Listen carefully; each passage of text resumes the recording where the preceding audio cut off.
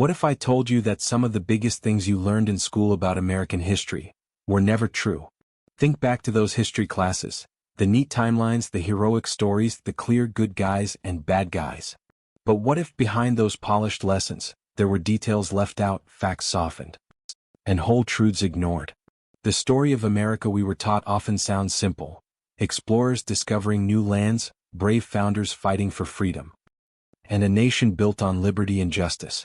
But real history is never that clean. It's messy, complicated, and sometimes uncomfortable. And that's exactly why so much of it gets hidden. In this video, we're uncovering the lies that shaped what millions of students were taught about U.S. history. Lies that changed how generations see their country and themselves. Stay with me until the end. Because by the time we're done, you'll see American history in a way most people never do.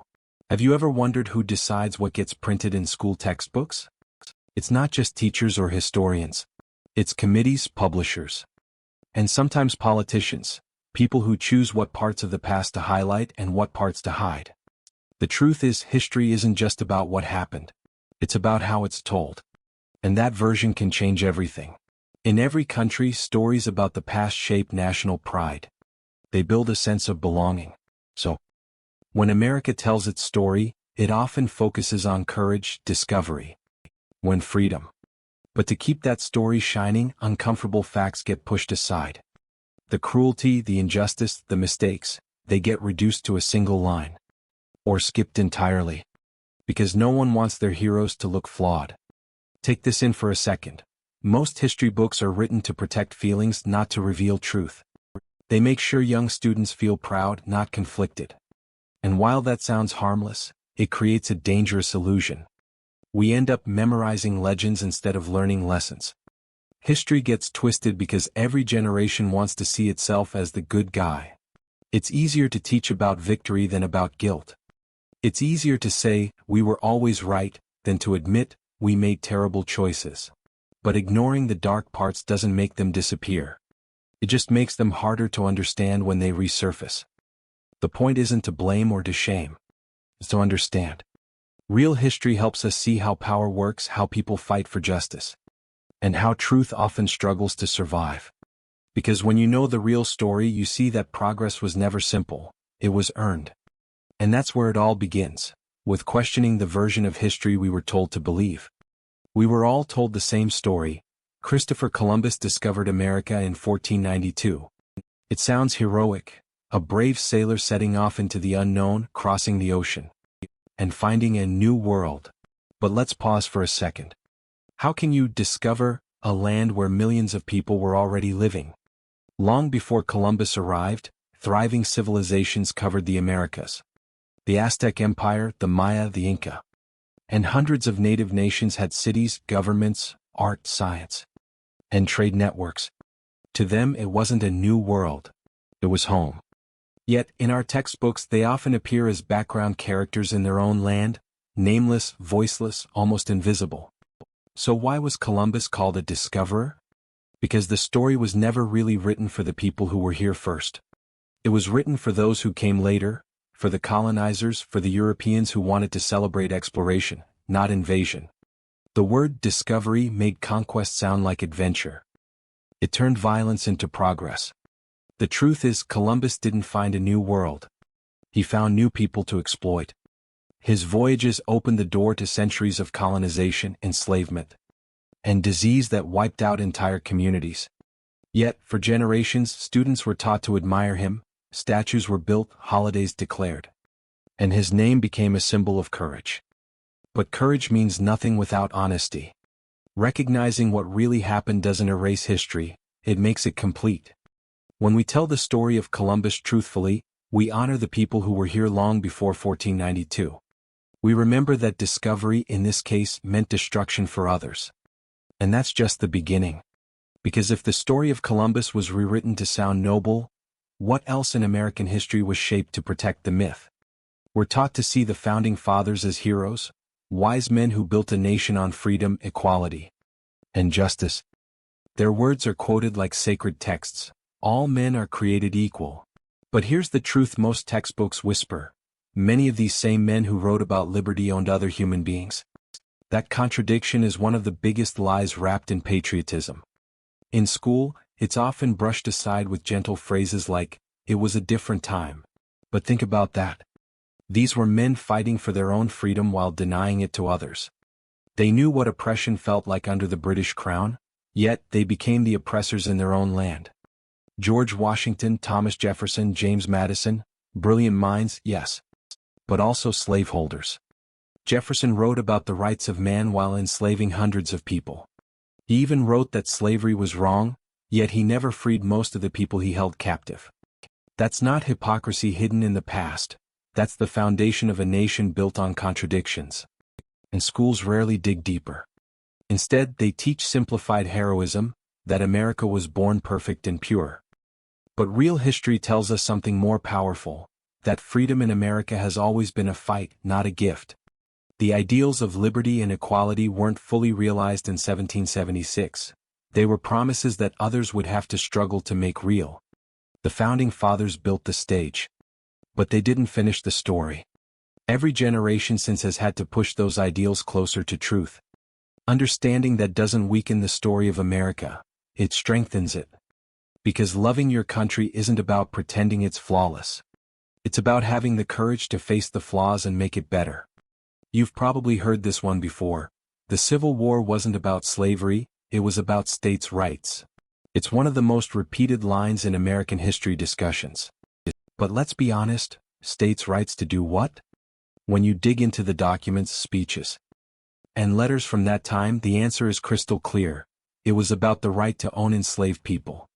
After the war, Southern leaders didn't want to admit that their cause was tied to slavery. It was easier and more respectable to say they were fighting for freedom from government control. So the myth began. Textbooks, especially in the South, softened the truth. They described the Confederacy as noble, brave, and misunderstood, fighting not for slavery, and for heritage. And for decades that story stuck. But history doesn't lie, people do. The Confederate States wrote their own declarations. And they openly stated their reason, to protect slavery. Mississippi's secession document said it outright, "Our position is thoroughly identified with the institution of slavery." Others used similar words. They didn't hide it then. We just stopped teaching it later. Why does that matter today? Because myths shape memory. If we pretend the war wasn't about slavery, we erase the struggle of millions who suffered under it. We erase the truth about what America had to face, and what it's still facing. The Civil War was fought over two visions of freedom, one built on equality, the other on control. The victory ended slavery. But the lie that followed tried to rewrite what the fight was really for. And if we don't question that lie, we risk repeating the same blindness that created it. When you hear the Wild West, what do you imagine? Probably cowboys, dusty towns, gunfights, and sheriffs keeping order, the classic picture every movie and history book painted. But here's the twist. That version of the West is more Hollywood fantasy than American history. In school, we're told stories about brave pioneers and rugged individuals, taming the frontier. But we're rarely told what that really meant. The so-called frontier wasn't empty land waiting to be claimed, it was home to native nations who had lived there for thousands of years. What was called expansion was often forced removal, broken treaties, and violence. The word settlement hides the truth, it was invasion carried out under flags and laws. And those cowboys, everyone celebrates? Many of them weren't white at all. Historians estimate that 1 out of every 4 cowboys was black. And many others were Mexican or Native American. They rode the same trails, faced the same dangers, and worked just as hard, yet their stories were erased to make the West look like a white man's adventure. Even the phrase Wild West is misleading. Yes, it was rough and lawless in some places. But it was also diverse, complex, but full of cultures learning to coexist, and often clashing under pressure from the government's hunger for land. But the version taught in schools focused on glory, not grief. The myth of the Wild West wasn't just entertainment, it became a tool, a story that justified taking land, silencing people, and calling it progress. When we peel back that myth, we find the real story, not a land of heroes and villains, but of people trying to survive a storm of change. We've all heard it since childhood, the American dream. The idea that if you work hard, play by the rules, and never give up, you can achieve anything. It's the promise that defines America itself. But what if that dream was never meant to be reachable for everyone? In classrooms, the American dream is presented as proof of equality, a shining example of opportunity for all. But history tells a different story. For many, especially people of color, immigrants, and the working poor, the dream was built on invisible walls, laws, discrimination, and systems designed to keep some people out while others moved ahead. After World War II, the dream exploded into full view: suburban homes, white picket fences, steady jobs, and college degrees. But while one part of America was rising, another was being locked out. Redlining kept black families from buying homes in good neighborhoods. Immigrant workers were underpaid while building the very cities others prospered in. Native Americans were pushed aside, their lands taken once again in the name of progress. Yet schools rarely connect these dots. We're taught that success or failure depends only on effort, as if hard work exists in a vacuum. But what happens when the system itself is tilted? When one person starts a race 10 steps behind, does effort alone guarantee a fair finish? The American dream wasn't just a hope, it was a story crafted to inspire loyalty, ambition, and faith in the system. And while many have achieved incredible things, countless others were denied the same chance. Understanding that doesn't kill the dream, it transforms it. It reminds us that real freedom means giving everyone an equal start, not just an equal slogan. Because a dream built on inequality isn't a dream at all, it's a myth waiting to be rewritten. You might be wondering, why does any of this matter? Why dig up the uncomfortable parts of the past when we could just move forward? The answer is simple: because lies don't stay in the past. They shape how people think, how they vote, how they treat each other, even today. When we're taught a version of history that hides pain and glorifies power, we grow up seeing the world through a distorted lens. We learn pride without perspective, patriotism without truth. And that kind of blindness is dangerous. It makes it easy to repeat old mistakes, to ignore injustice, and to believe myths that divide us. Think about it. When textbooks call genocide, settlement, or slavery a necessary evil, it changes how generations understand right and wrong.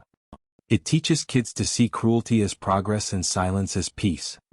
And when people grow up believing those stories, they pass them on, never realizing they're defending a lie. The truth isn't meant to make us feel guilty. It's meant to make us aware. Because real patriotism isn't about protecting the myths, it's about protecting the people who live under their shadow. When we face the lies, we don't lose pride in our country, we earn it. We see the struggles, the resilience, the bravery of those who were written out of the story. History isn't just about what happened, it's about what happens next. Every time we question the past, we make the future a little clearer. Every time we demand truth, we take a step toward justice. So yes, the lies matter, because they decide what kind of nation we become when we finally tell the truth. So, after hearing all this, ask yourself, what version of America were you taught to believe? Was it the perfect nation that always stood for freedom and justice? Or was it a nation still learning what those words truly mean? The truth is, history isn't meant to be comfortable. It's meant to be honest. When we see the full picture, the victories and the failures, we start to understand who we really are. Every country has its myths.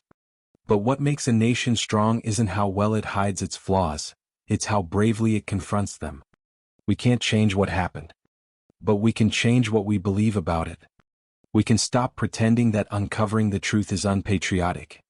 It's the opposite, it's the highest form of loyalty.